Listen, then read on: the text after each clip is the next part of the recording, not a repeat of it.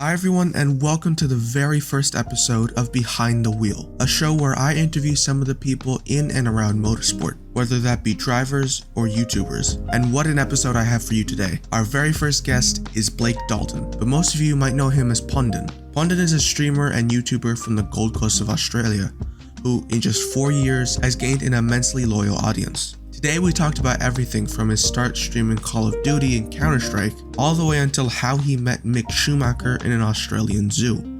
I hope you enjoy our conversation. Hello, and welcome to the very first episode of Behind the Wheel. And we are joined with Podden today. You're our very first guest on our very first episode. How are you today, my friend? Oh, well, great. Thank you. Well, that works out well because this is my first ever podcast. So, yeah. Well, yeah, thank you very much for joining us. The F1 season has been upon us for a little bit now. The last race was actually in your backyard. You went to I know you went to the Grand Prix. Did you enjoy it? Oh, yeah. It was fantastic. I was able to attend. I had the opportunity of attending with Red Bull Racing. They had me there creating content. So it was just on another level for me, the atmosphere, but also being in the paddock for the first time. Like, it was amazing. Like, yeah. One I'll never forget. Yeah, definitely, because I know you're now with Red Bull, and we'll talk to actually get to that in a little bit. Yeah. So let's start off with your content creation career.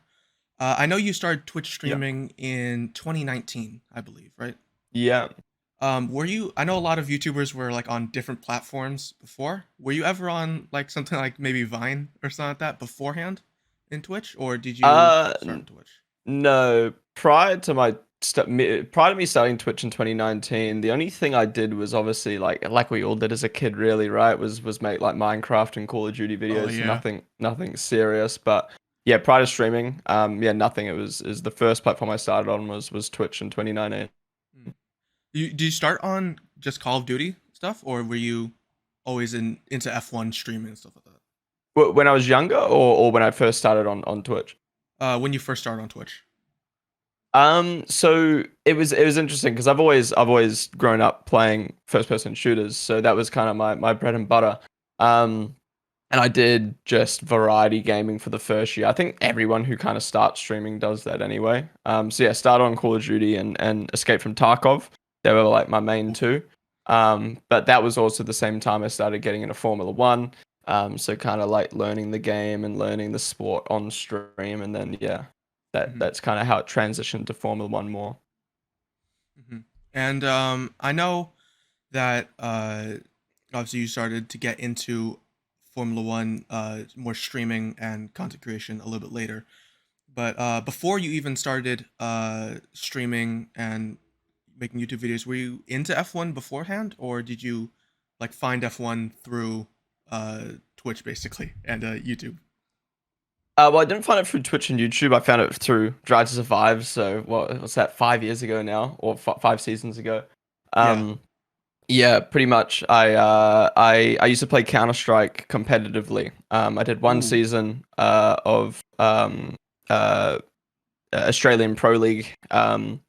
And yeah, I kind of was like, "No, I've had enough of this. It's too stressful," and I needed something to fill the void. And thankfully, Formula One came in at the right time, and kind of like, I'm always wanting to learn something new. So yeah, once I watched Drive to Survive, I just kind of became obsessed, watching everything, playing the games, just kind of like, yeah, getting into everything Formula One. Mhm. And you started esports in Counter Strike. Did you ever do any esports in other games in like FPS shooters, or were you just No, so in Counter Strike? I always loved esports, but purely was first person shooters. So I started obviously with Call of Duty and like playing that for fun, and then all your other games, PUBG, H1Z1. Oh man, the list goes on.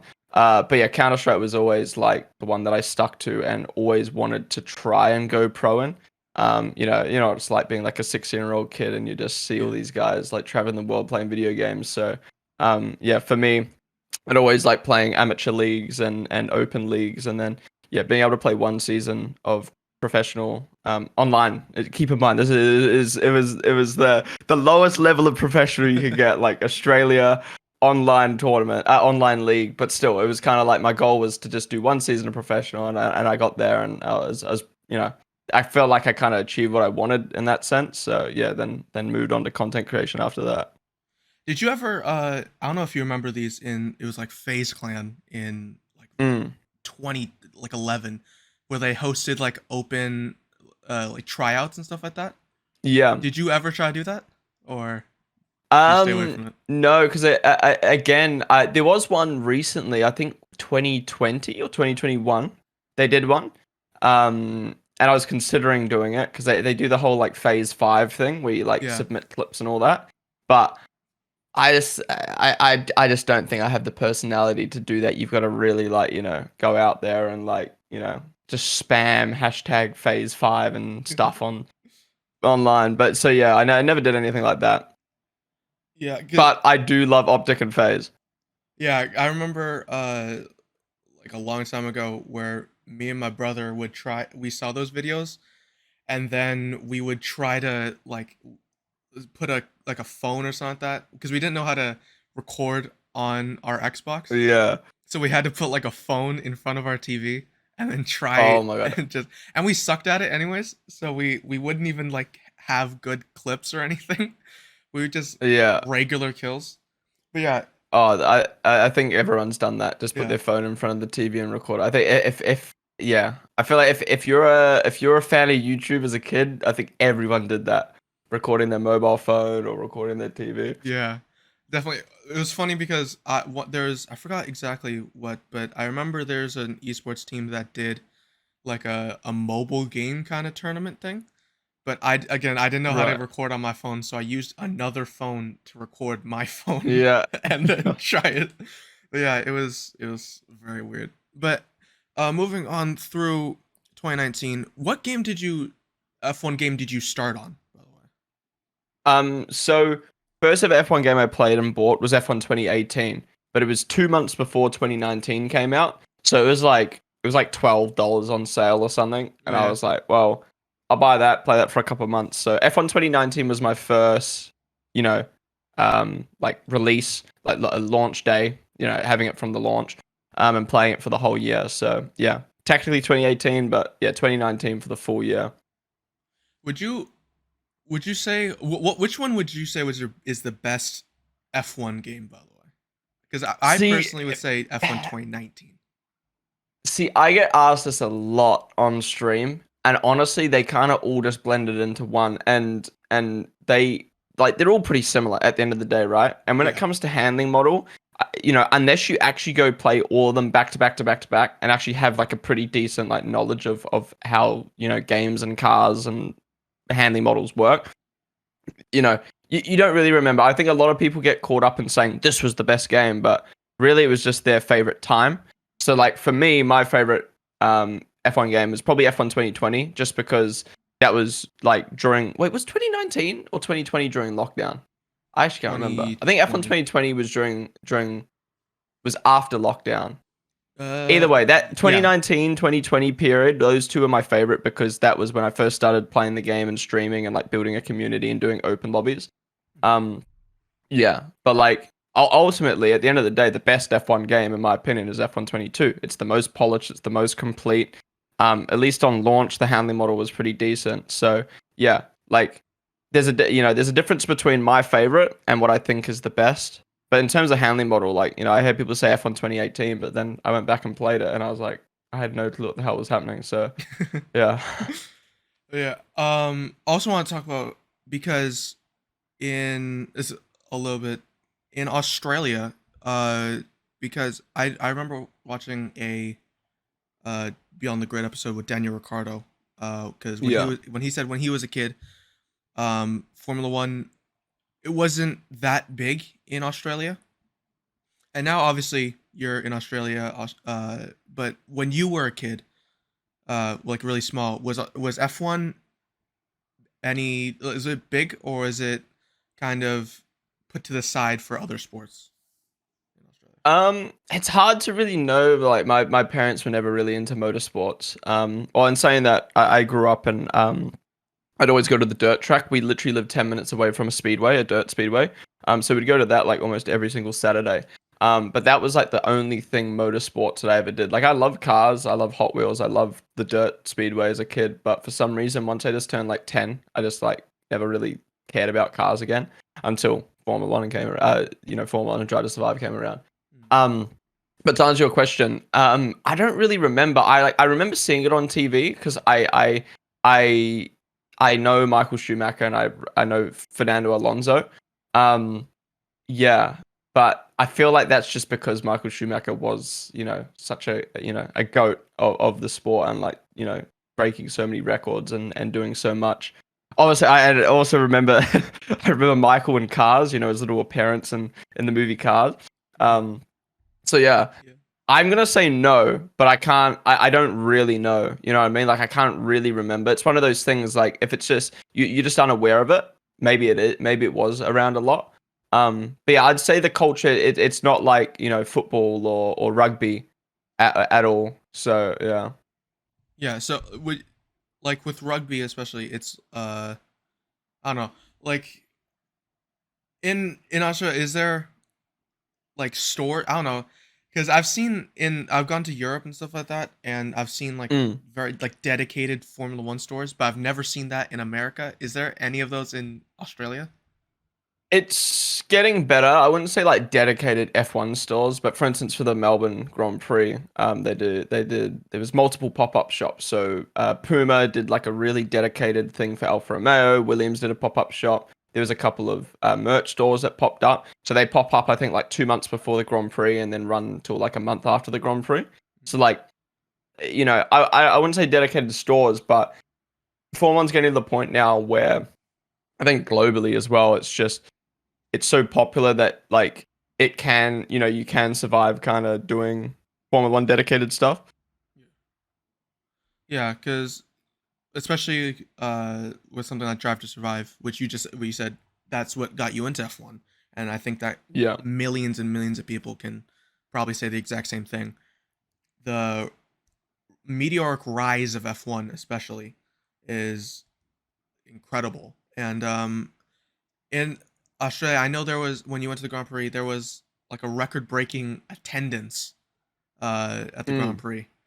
Was there any like was there any like problems with that, or was everyone very like cool? It's like it's a Grand Prix, but like there's hundreds of thousands of people there. Um, as you probably saw with the news, like there were quite a few problems with people's behavior. But I'd say that does come down to more people's, but like, just the way people are and nowadays and like whether it's rugby or football, like that stuff's always going to happen. I don't think that had anything to do with Formula One specifically. Yeah. But yeah, there were obviously the problems. I'm sure you've seen the stories of like people stealing like FIA equipment on the track walk, and then like I mean I had experience myself. So I was in the pit lane underneath the podium, and there were guys trying to break in through the little pit window. What do you call it? Like the pit wall window, where like they put the sign out with all the lap counter and stuff like that, telling the drivers when to pit.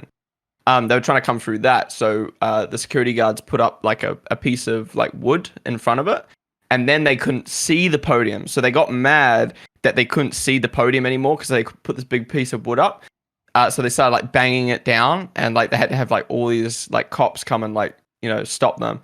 Anyways, they ended up putting like a metal thing up instead so they could see through. So it's just people being idiots, and like at least from the people I saw, like they were all old drunk men, which is I want to say like expected. Like it's thankfully not, well, at least from the ones I saw, not really the young people. Yeah. And just quickly, let's move back to like your content creation career. Obviously you said you started in like 2019 with F1, and you Yeah. started to obviously grow on Twitch and on YouTube, and then in I believe January of 2022, you were signed to Veloce Esports. Yep. How is that uh how did that come about basically? Because I know Veloce is one of the biggest esports brands in the world. Yeah, so for me, I always try to stay up to date with everything that's happening in the scene. Like, if you're not, like, at least for me, if I'm not obsessed with something, then and I don't enjoy something, then how am I able to dedicate so much time to it? Um, so yeah, obviously being in the scene, you see Veloce, they're working with Alfa Romeo, they're working with McLaren, they're working with Mercedes. They obviously founded Quadrant.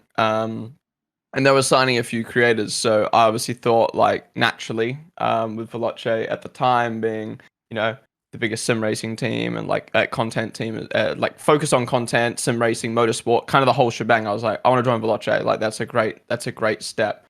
So how it came about was, yeah, I just kind of like I don't want to say stalked, that's not the right word, but you kind of just like look around online, whether it's LinkedIn or Twitter, and you just find the people and you message people and be like, oh, who's the best contact, and then eventually you find the best contact, you email them, and yeah, I just kind of pitched myself and was like, hey, I'm interested in joining, and then yeah, it just kind of goes from there.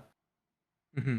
And with like Veloce, did you ever like meet Jean-Marc Verne, or the CEO, and like did you meet like bigger like creators? Someone I don't know, like Arva comes to mind, especially.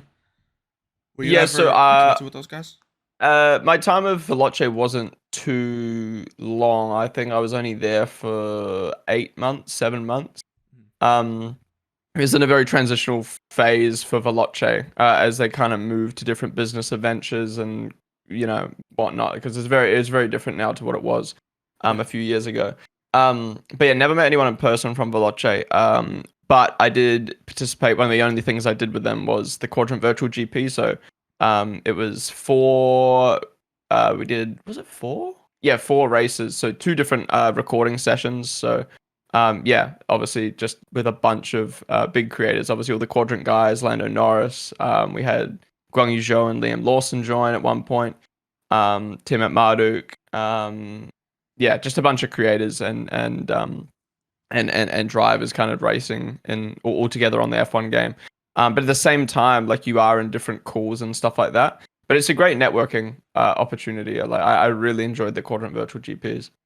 Yeah, because that's actually where I first saw you with was the virtual GP. And that's what. Mm. How did actually that get started? Because I know they did it in when it was lockdown, and then all of a sudden, like they just brought it back, with a bunch of Yeah, people. so I believe Veloce hosted the first ever virtual Grand Prix. It was called like the virtual Veloce virtual, not the. I think they called it. It was a weird name. It was like not the Bahrain Grand Prix and Yeah, not the Australian Grand Prix.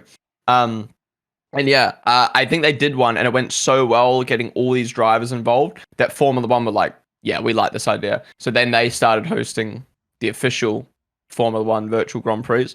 And then yeah, Quadrant obviously loved that idea and the content idea from it, so they started doing the videos. Yeah. yeah. Because like with lockdown, yeah, that obviously spiked. And moving a little bit forward, because I know now you're obviously with Red Bull, the Mm. official F1 team. Like to for three questions in a row, how did actually that also come up? Yeah, so that's an interesting one. So obviously the way F1 esports works, all the F1 teams are required, I believe. Well, either way, they all have a F1 esports team. Sorry, an esports team. Um, some get more involved than others. You've got like Williams Esports is kind of branching out into other esports and other sim racing games. Then you've got teams like AlphaTauri, which are purely just F1 esports. Um, and then you got Oracle Rebel Racing Esports, which do a bunch of sim racing. They compete in PESC, and then obviously F1 Esports as well.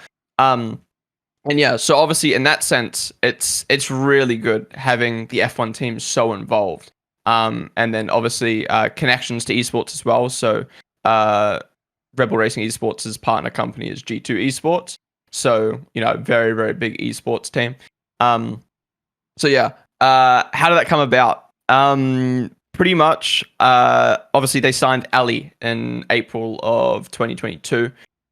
They took the leap into content, which is fantastic because I come from a very traditional background of esports. You know, like I was saying before with Optic and FaZe, where these esports teams survive off of content. Because at the end of the day, how do you grow a fan base? You need people to like you, and sometimes competing isn't the only. It isn't enough to be able to have enough fans and sponsors. Yeah, to bring in enough money essentially. So for me, content's a big thing. So yeah, they signed Ellie in April, and I loved it. I think Ellie's great. I think she was perfect for the team with what she was doing at the time. And yeah, I think like literally 2 days after her announcement, I again found the person within the team that was best to talk to, and I just emailed them and said, hey, love that you signed her. I'd be very interested in talking if you were looking to sign more creators. And then it kind of just went from there. And then like after like, you know, a few back and forth and waiting and hopping on a few calls, they were I'm very thankful enough that they were willing to take that leap with me and give me a chance, because obviously like I'm not the biggest creator in the world. But you know, they're looking for dedicated people who are passionate about sim racing and Formula One. So I'm just very, you know, it was great timing, but also, you know, very thankful that they gave me that opportunity. Yeah, because it's very surprising that like all these teams are not really surprising, but like all these teams are starting to branch out more and more into esports, because I think esports is starting to become this like massive, obviously massive thing with Mm, more and more like sponsors getting into, like serious sponsors and serious like people getting into it. And yeah, obviously through Red Bull Racing, uh, like you said, you went to the Australian Grand Prix this year, and yeah. you were in the pit lane, and you actually filmed some videos with not just Sergio Perez and the reigning world champion Max Verstappen, but also Daniel Ricciardo as well. How Yeah. was that? Like something? Did you know that you were gonna do that, or was that a bit of a surprise? Yeah, so the goal has always been for Rebel Racing Esports was to get us creators and also drivers to our local Grand Prix. So obviously Ali's going to the been to and going to the American Grand Prix, um, and my plan was to go to the Australian Grand Prix. Um, yeah, so it was always on the cards. But in terms of what content we're gonna do, like it's just really happened so quickly. And you know, coming back to what I was saying before, like it's just really been good timing. Like you know, the fact that they wanted to get me on board and help create content. You know, starting out just purely with the sim racing side of things, to then it kind of developing into, okay, we want to get more into content in general within the team. Well, we've got these creators in esports. Let's use these guys. You know, what's the point in what's the point in not utilizing them as well? So then, you know, Rebel Racing itself, like the not just the esports side of it, has been really open to working with creators and doing content. Because I mean, looking down the entire grid, I think every team's realized that TikTok is huge, and the connection that you get with a fan base through content creators is a really, really big thing. So yeah, it kind of just all kind of spiraled. Literally like 2 weeks before the Rebel Racing season launch, I was told, "Hey, do you want to come to New York?" And I was like, "Definitely, that would be sick." So then all of a sudden, I'm going to the New York season launch, and then you know, next minute the Australian Grand Prix rolls around, and then you're going to be doing content with with the team, and then like yeah, it's just been so insane. Like yeah, like I had very high goals when joining the team. Mm. Uh, but like no expectations. You know what I mean? My expectations were down in the sim racing kind of area, with the goal of doing more. So within you know a few months of joining, we're already achieving stuff that I was hoping to achieve. You know, long term has just been insane. It just goes to show how you know fantastic these guys are at Rebel Racing, but also Rebel as a brand, how they're always open to doing cool stuff. You know, like they're corporate. It's a corporate company, but it's you know it's not super. You know, the culture is very different within the team. Yeah, it's always weird to think about, like, to see Red Bull do all these things, and then remember that they're the biggest energy drink brand probably in the world. Mm, So that's always a little bit weird. But you said that, yeah, in going to New York to see the Red Bull launch, and yeah. I believe F1 Ellie, she went to the launch, and I don't the Dirk Chocolate, I think, possibly also went. Did Uh, you? so Dirk Chocolate's just signed with Rebel Racing Esports as well. But he wasn't at the season Was launch. So not. it was myself and Ali and some Rebel Racing ambassadors. So Rebel Racing has this new ambassador program where they've got some really great UK creators who have joined and they're ambassadors of the team. And they're going to be going to a few Grand Prix this year and experiencing some of the ride I experienced and like showing it off on socials and stuff like that. So it's myself, F1 Ellie, Jeremy Lynch, and a few other UK creators. I won't list them all, but yeah. So all of us got sent to New York, and it was pretty insane. Wait, did you all meet each other and do stuff around New York? Yeah, Rebel US were very accommodating. So, um, the night before the launch, we went to this really nice dinner at this insane restaurant. I've never been to anything like it. And then they took us to Madison Square Garden to watch the New York Knicks versus Miami Heat. So yeah, we all got to meet there and chat and have a good time. And then on the launch day, after the launch, Ford, because obviously there's the big announcement, Ford and Rebel US sent us on this like river cruise to then go karting. So it was a really like insane experience and a really good time to bond with everyone and meet everyone. Mhm. And also with in the Australian Grand Prix as well, I just saw a picture with you and was it Lachlan Laserbeam and someone else I forgot. Which Loser Fruit and Muse yeah, Elk. yeah, lose from Muzak. Yeah, how? Because that's the single biggest creators in actually Yeah. probably the world, actually, like some of the most Yeah, popular. I was thinking about that. Like they're four of the biggest creators in the world and they're all from Australia. That's pretty cool. Yeah, Like we've got such that's a big insane. presence down here. Um but yeah, that I didn't get to speak to them too much. So they got a 15-minute VIP tour in the paddock and garage. Um and I was looking forward to talking to Laserbeam and Loser Fruit and Muselt, but our 15 minutes in the garage was during the super loud like engine fire up, so I didn't really get a chance to talk to them unfortunately. But Lachlan, he just signed with Red Bull, Red Bull Australia.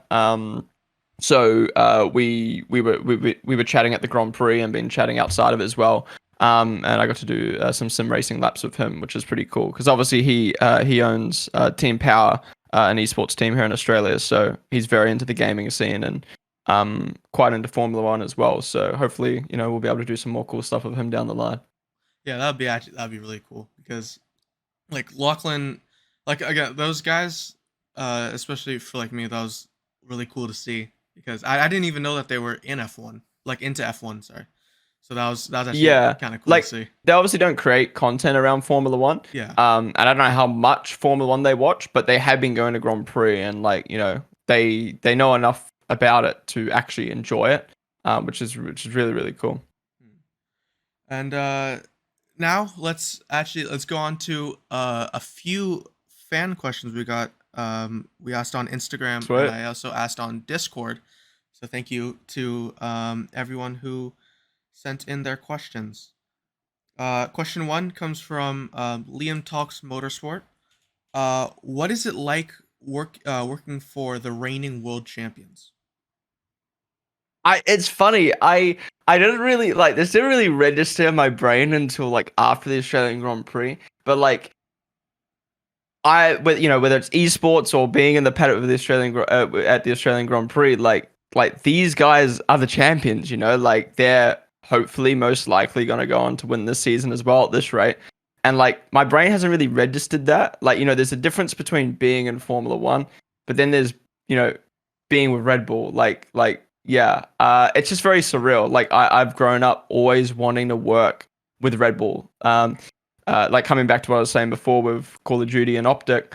I was a big Nade Shot fan. He was like Optic were like the first people I watched, and he signed to Red Bull in 2012, maybe around then. And I remember just seeing that. I've always loved Red Bull as a brand and thinking like I'd love to work with Red Bull one day myself. So it's kind of like 10 years later. Yeah, it's very surreal. It's very surreal. Yeah, like that actually moves on kind of to the next question. Actually, coming from Damien332. Were there any YouTubers that you really liked watching as a kid? Oh, I could go on for days about this. So, my first YouTubers were T Martin and Gold Love, if anyone knows who they are. They're from the Call of Duty scene as well. Gold Love is a bit more variety though. Um, so they were my first two.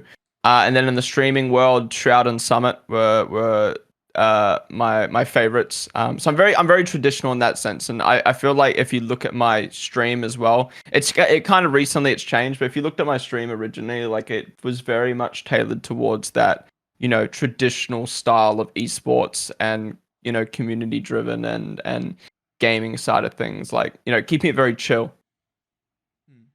All right, let's go to which one?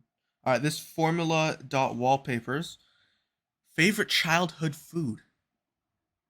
Ooh. Oh.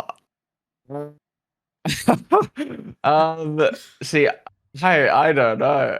Favorite childhood food. I don't know. I don't even know. I like food, but I'm not like a food connoisseur. I'm not like a Yuki Tsunoda or something like that. Wait, Uh, I was gonna throw something. I don't even know. Favorite childhood food. See, that's just. I'm trying to think. it's a weirdly I don't specific know. question. Yeah. I'm trying to think. Like, what did I crave as a kid? I actually don't. I don't know. I don't even remember. I don't know. We love a good burger. Let's just go with that. Oh, do you like Vegemite, by the way? Yes, I do. Oh, you do? I've had it one time, and I think that probably because everything in America is just dumped with like a pound of sugar, but that was like it Mm. was really bitter for me, and I was like, "Eey." Yeah, I can't remember. Like, I wish I could remember the first time trying Vegemite and what I thought, but I feel like in Australia, like you just grow up with it, and Mhm. I feel like it's not one of those things where you're like taste testing. Like your mum just kind of gives it to you one day, and you just eat it, and you're like, oh, okay. But it's also a acquired taste. You know what I mean? Like when you first drink wine or beer, and you're kind of like, yeah. Like I feel like that's what it's like with Vegemite, but yeah, I love Vegemite actually. It's just I don't know. It's just a little light spread or with some milk. It's so good. Wait, also Marmite. Have you ever had Marmite before? Maybe at some point, but I feel like it's very similar, isn't it? Yeah, I don't know. Like people tell me that there's no difference, and then there's people that tell me that there's a massive difference, and then there's no in between on this with people who talk Yeah, to me. So I have no I'll have to idea. try Marmite and let you know. I bought my boss actually at Red Bull. I bought him a little like Australian snack thing. I gave him some Vegemite. He said he loves Marmite, so I'll have to ask him if he's tried the Vegemite yet. I'll Uh, get back to you. this one comes from Jazo. Who is your favorite driver, growing up and currently? Ooh, well, so look for me. I'm a big Formula One fan in general. I feel like I personally feel like I'm a very neutral person. So in the 2021 season with Max versus Lewis, um, I wanted to see Max win because I want to see the underdog win. I want to see, the up and comer. But that doesn't mean I was just sitting there cheering for Max the whole time. Once Max started leading the championship, I started supporting Lewis. So I'm just a fan of Formula One. I want to see close racing. I want to see, um, yeah, I just want to see good racing and good battling. I love covering the entire sport. But I am a Leclerc fan. I don't know what it was with Drive to Survive. I just something made me attached to him. Obviously, again, up and comer. Wanted to see him do well at Ferrari. But obviously, since joining Rebel Racing, like it's just natural for me to support them. Like it's again being a neutral fan. Like I'm just a fan of the sport. So getting the opportunity for Rebel Racing and now being a part of the team and meeting the drivers, like yeah, it's I'm obviously a big fan of Red Bull now. Um, I mean, I've always been a big fan of Red Bull. I've always loved Max. I've always liked Checo. I've always loved Daniel. But now being a part of it, you kind of just naturally, you naturally gravitate towards supporting them. And for me as well, like, again, always liked Max, but after meeting him and recently the stuff I've seen him doing on Twitch and seeing him behind the scenes, like he's such a nice guy. And like, yeah, I'd say Max and Charles are my favorite too. All right. Second to last question comes from Senor Lucas. Great name. 10 out of 10. Greatest race you've ever watched? Oh, now, there's too many good races. I feel like I've come in at a good period where there's been a lot of banging races. Um, I think in terms of like enjoyment, I remember sitting in my bed watching the 2019 German Grand Prix and just laughing. Like every 2 seconds someone was crashing. I just remember Snapchatting my friends and being like what the hell is happening? Like that was a crazy race. But for me, I enjoy Formula One when I'm watching it with people, and especially on stream. Like I absolutely love going live every single weekend and doing watch-alongs for the races. So for me, that adds another big element. So with that said, I'd have to say 2021 Russian Grand Prix. I'd say that's a bit of an underrated one, to be honest. I think that was the perfect Grand Prix. We had the insane qualifying where we had a bunch of different people going out in Q1 and Q2. Then it rained in Q3, and then we had the mixed up order. And then in the race we had Max, Charles, and Bottas starting from the back of the grid. The race was absolutely nuts. So much overtaking, seeing those three come through the field. Then the wet at the end of the race, Lando Norris throwing it away. Lewis getting his 100th, was it 100th podium or 100th win? 100th win. Something like that. Yeah, 100th win. And then it just had everything. It had history, it had drama, it had great racing, it had great strategy, it had a great qualifying. The vibes were good. Yeah. The only bad thing was that it was obviously held in Russia, which isn't on the calendar anymore. But yeah, it was a fantastic Grand Prix. So I think that'd be my favorite. And then obviously I've got to mention it. Abu Dhabi and Saudi Arabia in 2021. I think in terms of just like the vibes, like I think anyone creating content during that period would have seen how hyped Formula One was. Yeah. Like, I mean, that Abu Dhabi race, like obviously ignoring all the controversy and stuff like that, just the moment itself, like I had 2,000 people watching my stream. Like I usually get 500 people watching on a Grand Prix weekend, but 2,000 people watching on Abu Dhabi weekend. Like no raid, no front page time, no nothing. Just purely 2,000 people tuning in just to see my reaction to Abu Dhabi. And like I'm so mad because I've lost the Twitch chat like logs. They delete after like 60 days. The chat was insane. I've never seen my chat like that. I've never seen like a chat on Twitch like that in a smaller size stream. Like it was just crazy. It just felt like the whole world was watching. Yeah, that was such like a roller coaster of emotions at Grand Prix, especially for Yeah. me because I'm for people who don't know, I'm a very big Lewis Hamilton fan. Like I'm a Yeah. massive Lewis Hamilton fan, and also with Russia actually 2021 that was I have a very love hate relationship with that Grand Prix because I love Lewis and I'm happy that he got his 100th win, but also really Yeah. wanted Lando to win. So then it Yeah. was really sad to see him not win. That's what I mean. Like when it comes back to the question of like who do you support? Like obviously I like Max and Charles, but for me like that Grand Prix is a prime example of like there's so many little things in Formula One to watch. I feel personally, I feel like if you're watching Formula One with the sole intent of there's no wrong way to watch Formula One. If you watch it for the cars, if you watch it for one particular driver, it's fine. There's no wrong way of watching it. Yeah. But personally, I feel like if you're just watching purely for one driver, you're gonna be disappointed most of the time. But like if you just watch the Russian Grand Prix and enjoy every aspect of it, you enjoy Max and Bottas and Leclerc coming through the field. You enjoy, as bad as it sounds, enjoy people spinning out and crashing and the drama from that, and then you enjoy, like obviously it's fucking devastating. Oh, sorry, I don't know if I can swear, but fine, obviously it's devastating for Lando to go off track.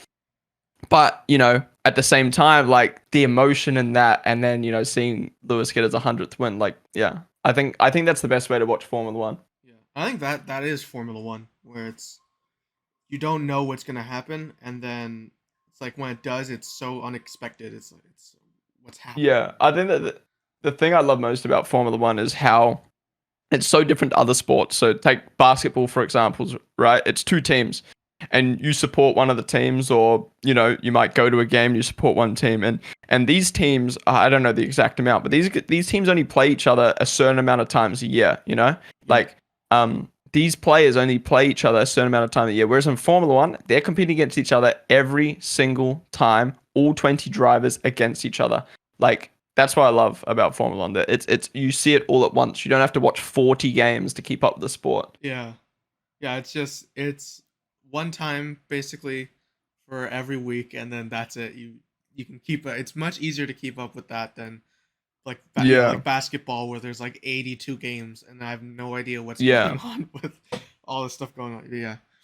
And our last question, actually, it's my question, is because I know I've seen like on Instagram, like you met Liam Lawson through Red Bull. You met Mick Schumacher in a zoo. Where like, so what was your best and your craziest experience with a driver or person in Formula One in general? Ooh. Well, funny, craziest has to be. I just posted a short form video about this yesterday. We're at Crown Casino, which here is we're at Crown, sorry, which is like hotel casino here in Australia. The Red Bull were doing like a brunch thing with like sponsors and stuff like that, and they set up a little camera area for the drivers to do their like, you know, their like the media videos, like the Aussie slang challenge and stuff like that. So I got to see the behind the scenes of that. Anyways, Max just points up to the roof and goes, with some, you know, certain language, they're fucking. And there was two seagulls like on top of the roof going at it.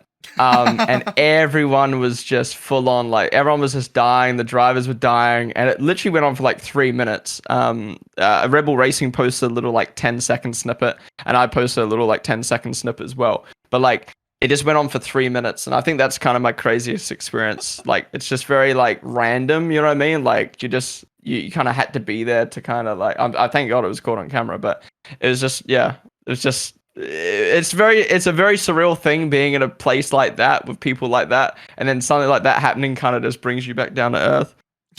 Yeah, it's just absolutely crazy. Yeah. Yeah. And what was the second part of that question? Was it best and craziest? Yeah, or? Best and craziest.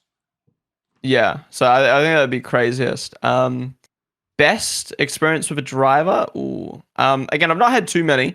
Meeting Mick at the zoo was really random. But I'd have to say Max. I feel like, well, in New York with Daniel, interviewing Daniel, that interview should be up soon on my channel.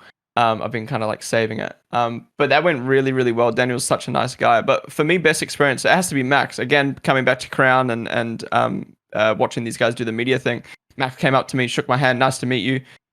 What's your name? You know, like that's who Max is. You know, Max cares about every person that he's with, or at least from the experience I've had behind the scenes with him, is he greets every staff member, and he doesn't act like the staff are working for him. He acts like he's working with the staff, and that's what it should be at a team. You know what I mean? Like, yes, he's a driver. Yes, he's the one driving the car, but it's a team effort. It's not, you know, he doesn't act like he's on a pedestal, which is, you know, I think that was probably my best experience with a driver. Yeah.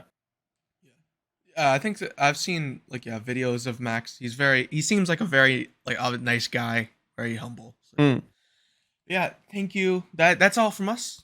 Thank you very much, Ponden. Tell everybody where they can find you, brother. Depending on the platform, either Ponden or Ponden_, Twitch, YouTube, TikTok, Instagram. I've kind of been doing the whole shebang lately.